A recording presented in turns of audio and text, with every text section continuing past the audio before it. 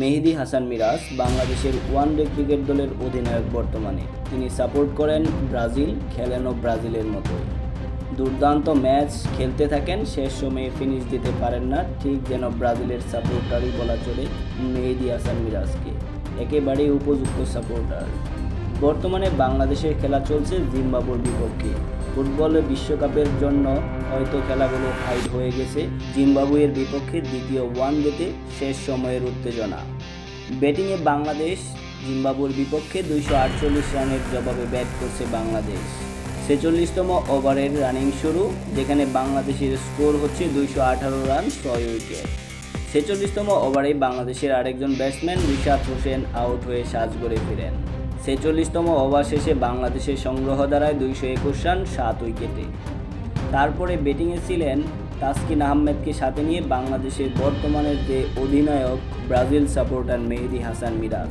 47তম ওভারের দ্বিতীয় বলেই এলবিডব্লিউর ফাঁদে পড়েন তাসকিন আহমেদ, সাজঘরে ফেরেন 0 রান করে।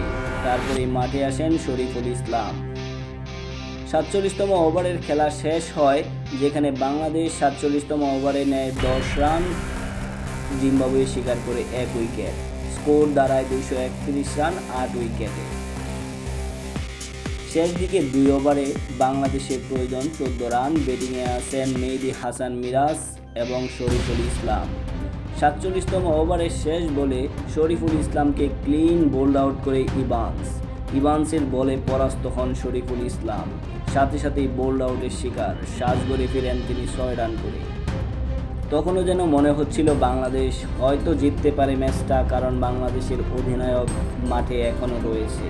কিন্তু কে জানতো মেহেদী হাসান মিরাজ সাপোর্ট করে ব্রাজিল দল সেই সাথে ব্রাজিলের মতোই ফিনিশ দিবে, এটাই হওয়ার কথা। মাত্র 13 রান প্রয়োজন, যেখানে স্ট্রাইক প্রান্তে ছিল মেহেদী হাসান মিরাজ। বলার প্রস্তুত, ব্যাটিং মেহেদী হাসান মিরাজ প্রস্তুত। বল তুলে মারতে গেলেন লেগ সাইডে, সেই সাথে ক্যাচের শিকার হয়ে সাজঘরে ফিরলেন মেহেদী হাসান মিরাজ। সাথে সাথে বাংলাদেশ অল আউট 234 রানে, ম্যাচ পরাজয় বরণ করে 14 রানে। সেই সাথে বাংলাদেশ শুধু ম্যাচ নয়, সিরিজটাও হেরে গেল জিম্বাবুয়ের বিপক্ষে। কে বলবে এই দলটাই ঠিক গত মাসে বাংলাদেশ অস্ট্রেলিয়াকে সিরিজ হারিয়েছে এই ওয়ানডেতে।